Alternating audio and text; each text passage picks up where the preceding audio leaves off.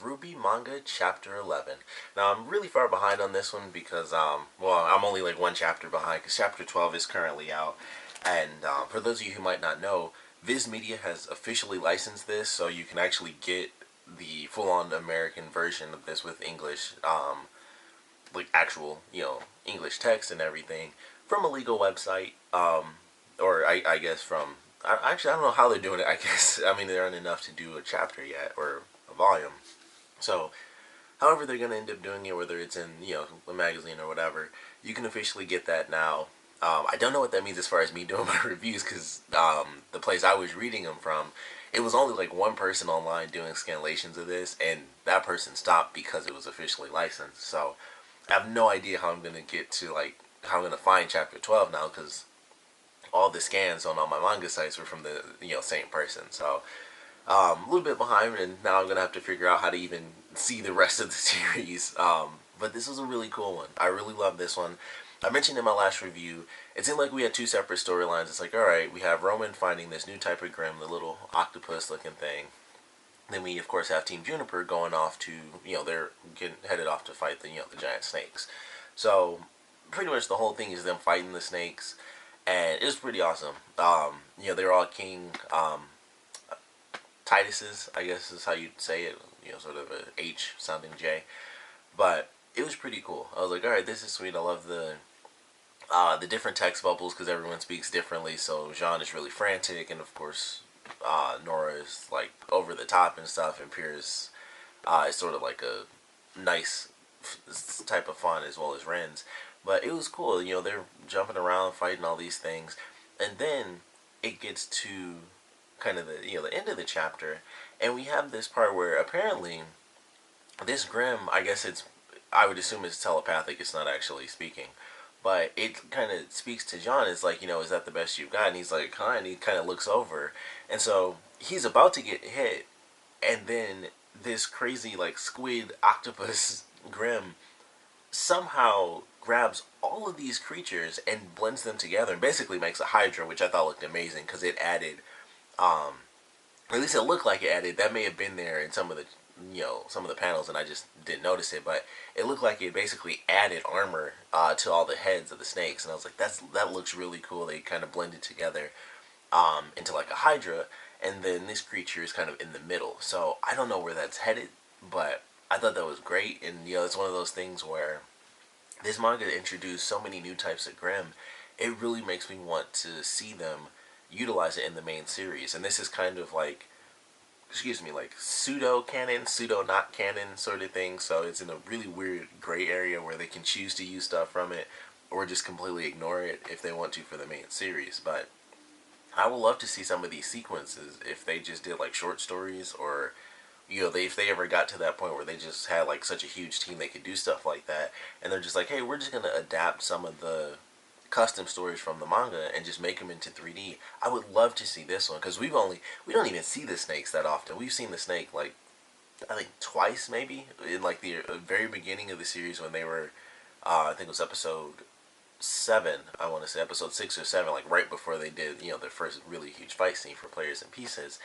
And that's all I can really think of. I know there's like one other scene where there's or like especially like a king one, but we don't really get to see the snakes like at all. So I would love to see them do that and have like this squid thing kind of blend them together, and then we get like a crazy like Hydra type looking thing because it looked phenomenal to me. Like that ending frame just was like a great little shot, a great little piece of art. So I love the way they ended it. Of course, with this being so short, there's especially with this because this is definitely an action chapter. There wasn't really much story to it.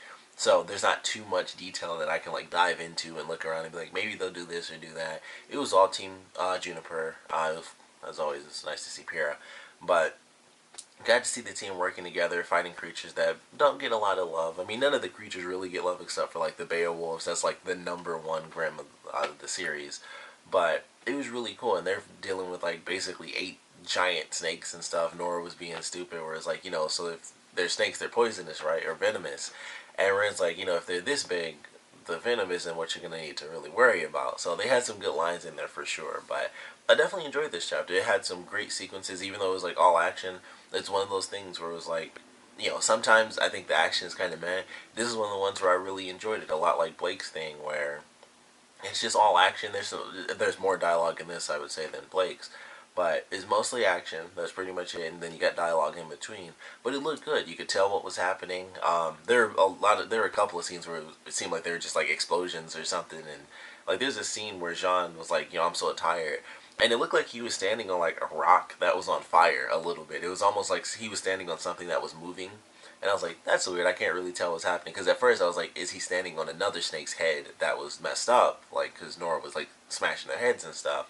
So it was still a little hard for me to tell. And plus I was like, I didn't care that much. So I kind of just flew through it anyway. I was like, I'm not sure. But I'm not going to like go into crazy detail to figure it out. Because it didn't matter. It still looked like a cool shot to me. So I was like, whatever. It's a 15-page thing, which still really sucks. Once a month and we only get these measly little 15 pages, but at least we get something cool, so definitely enjoy that.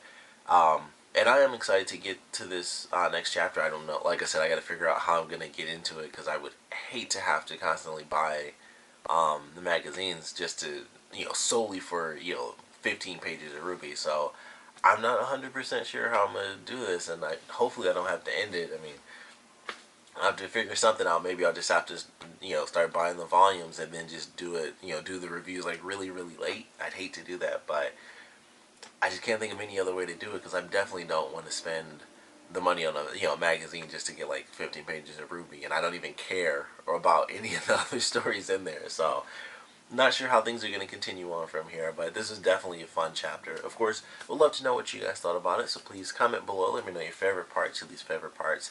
And I want to know where you guys think this is headed, because we still have the other side of it where Roman was the one to discover this creature, and I mentioned that it seemed kind of separated at first, and I mentioned that before, like, oh, they have Roman doing this thing, and then in the middle it just randomly switches to Team Juniper, and I figured if it did that, at some point the stories would combine, and I definitely called that, because the creature was certainly close enough to where it could get to the battlefield that Team Juniper is at, and it blended the two storylines. So I assume we're still going to get Roman. Maybe not in the next chapter. I know Yang's supposed to show up, because I saw some text from the person that used to do scanlations. They basically just do text form now, and so it's a bit easier for, legally speaking. So I saw that Yang was in there in some form, so maybe Team RWBY finally catches up with them, and they all have to like fight this Hydra or something like that, which makes a lot of sense. That's a dangerous creature, and it's very logical that it would take both Team RWBY and Team Juniper, to take it down. But I want to know where you guys think it's headed. If we're gonna get Team RWBY joining Juniper, and they all have to take down this Hydra, or maybe Roman and the White Fang show up and they all have to team up because this thing's just going crazy and it's trying to kill everybody. But I want to know your predictions, and like I said, I want to know what you thought about this chapter in general. So please comment below, let me know, and thanks for watching.